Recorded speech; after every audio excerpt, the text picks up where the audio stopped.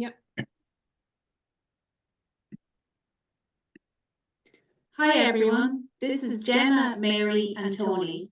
We are students in the Outdoor Learning Degree Programme in MTU Tralee. As part of our environmental education module, we learned about Joseph Cornell's flow learning model. We have produced this video to share our learnings with other outdoor practitioners.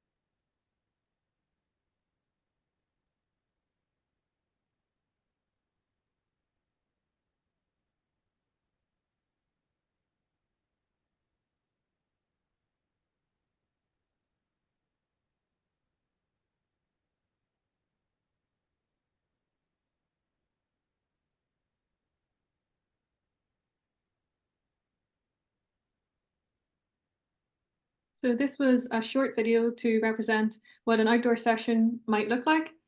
Maybe it is an outdoor introductory session to paddling sport or mountain biking or hiking.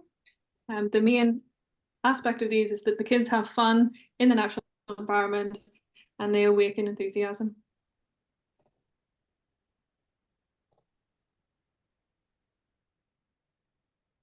The flow learning is a four-stage model developed by Joseph Cornell to help people learn and to connect with the natural world. The first step is awaken enthusiasm.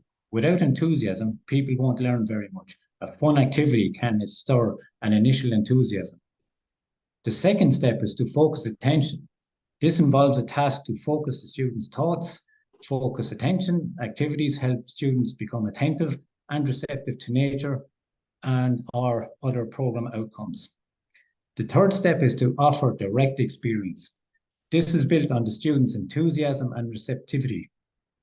It involves a task where the students is directly involved with an element of nature.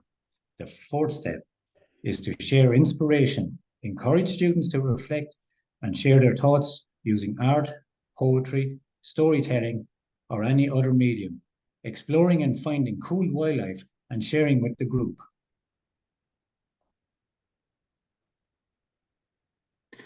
How is this relevant to environmental education?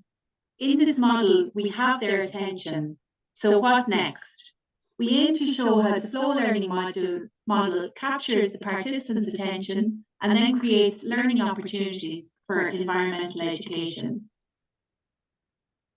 We're now going to show an example of how we could use flow learning in practice. We're using this to learn about the natural world in a river environment. The first step is to awaken enthusiasm. We do this with a fun canoe session, so the kids are buzzing after this session. Next, we introduce a task to focus attention. This is a sponge game, which involves each canoe having a bucket in front of their canoe. The instructor has a load of sponges which they scatter along the water, and then within a time frame, all of the participants have to paddle around, collect the sponges and squeeze the water into their buckets. The boat with the most water at the end wins. So following this focus attention game, we then want to offer the direct experience. And for this example, we're using the nature hunt. So using the water that they had collected in their buckets and using the natural objects around them, they would collect objects from the water. So we would define an area and potentially give them a prompt as to what to find. So something that's 1,000 years old, maybe something that's alive. They don't necessarily need to collect it into their bucket, even if they can see and describe what they've experienced and share it amongst the group. So everyone is involved. Each person picks one object or topic to talk about, and then they bring it together and they describe it to each other. So that brings us on to the last stage, which is the sharing experience. And we encourage the students to then, again, in their groups, to create a story around the natural materials that they found. And it can be a funny story or something to do with experience or something to do with their feelings that they had on the water today. So for example, we use 3 children. We have Bill chose a rock, Sally chose a pikefish, and John chose a heron. And the story goes, the bird swooped down onto the rock. He said to the fish, I can't swim. The fish said back, sure, I can't fly. And then the bird flew off, and that was the end of the story.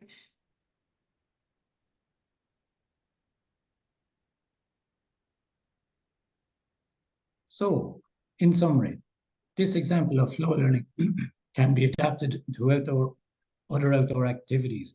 It highlights how environmental education can be embedded into a fun session. We can capitalize on having students' attention to develop a deeper understanding of the natural world around us.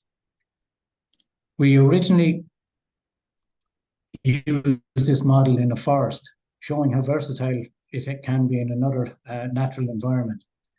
During the session we used dramaturgy to become a tree, to learn more about the tree. Next, we used a rope to represent the forest getting smaller and smaller and smaller.